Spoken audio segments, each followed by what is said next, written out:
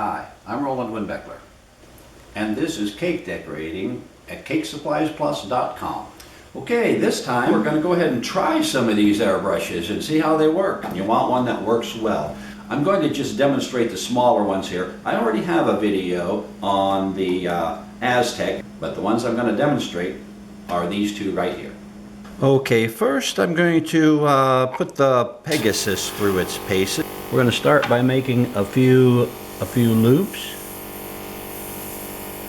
See how it works. Maybe a little wider to the one side, thinner to the other, to see how it works for control.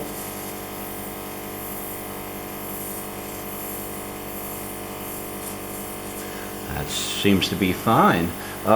Next we're going to go ahead and do some what they call rat tails or comet tails, where we're just going to make it light, heavier, and then come down to lighter, heavier, and lighter, come off to a sharp tail, and then maybe the opposite way, light to heavy, light to heavy. That seems to work great.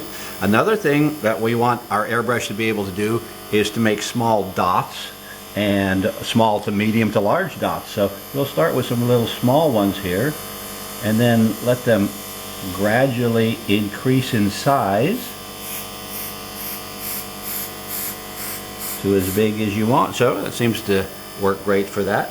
Also a line, you know, so you can get a smaller line, larger line, whatever is necessary. So start with a small thin line and then let it grow heavier and heavier and heavier. That's fine. Let's do another thing you want your airbrush to do is be controllable so that you can fill a given space. Let's say we were going to write happy birthday. I'll just put a couple letters down here. Now I want to fill those in without getting the spray to the outside. In other words, that's called overspray. We want to keep that to a minimum. So you want an airbrush that can actually accomplish that.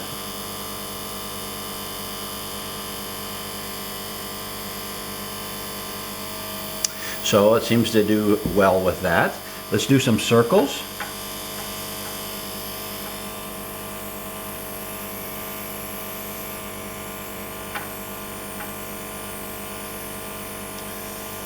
That seems to be working just fine. You want to make a circle? Let's put a dot in the middle just for the fun of it. Sometimes people say they can't get a good heavy spray with one of these smaller airbrushes. When I say smaller, the airbrushes are pretty much the same size, but the compressors are smaller.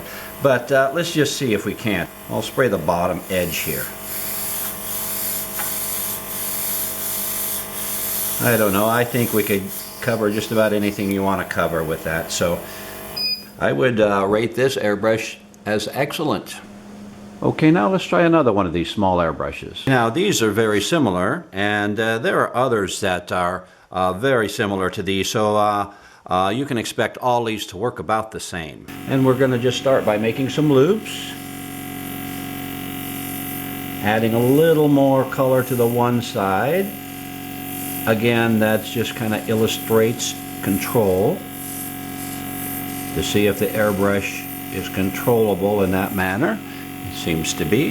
Then we're going to go ahead and make some of the little, what they call rat tails or comet tails.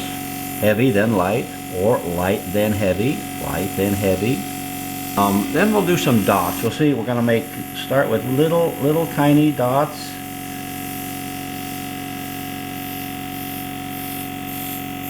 And again, bring them as large as you want.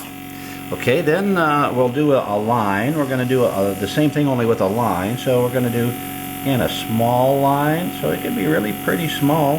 And then let it get larger, larger, larger, larger. And then we're going to go ahead and do our little filled lettering. So again, I'll just make an H and an A. Now I could go on and do the rest of the happy, but this is enough just to illustrate, because what I'm trying to do is just, you know, see if I can keep the spray in the lines. And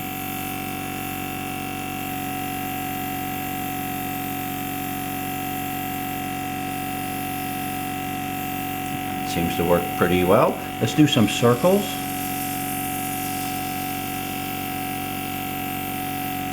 That seems to be just fine.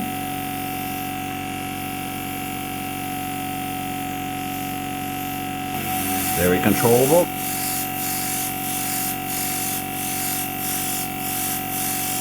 I don't know, I think you could probably cover almost any area that you would care to color with this. Okay, I'm going to go ahead and try this Pegasus now and put it through a kind of a real world test here with buttercream background. I'm going to start with lighter pressure and heavier to the one side, lighter and heavier, lighter and heavier, lighter, heavier. Gives us an idea of the controllability of the airbrush. Seems to be doing pretty well on the buttercream, not blowing holes in it or anything. Now let's try some of the comet tails. Small to light, light to small. Maybe some dots, some little tiny dots. Seems to do really pretty well without making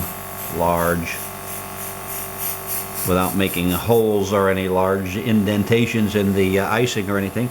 And maybe a fine line. Let's try to get a fine line and then let it get bigger and bigger and bigger to as big as you want. So this seems to be doing really well. I mean, I can get really nice fine lines, and that's on buttercream icing. So which one is the best? Well, it's kind of a hard choice. In doing this demonstration, I've found that these smaller sets actually have improved quite a lot over the past few years. I was actually surprised how well they worked. I've been an advocate of the larger sets in the past, and many of them work very well. But these smaller units now offer a viable alternative. So you just have to decide which one is for you. I'm going to do some demonstrations in our next little series of videos, and I'm going to show some practical techniques, things that you can use in cake decorating. I'm probably going to use the Pegasus, so I hope you check out those videos. See you then. This is Roland Wimbeckler at CakeSuppliesPlus.com.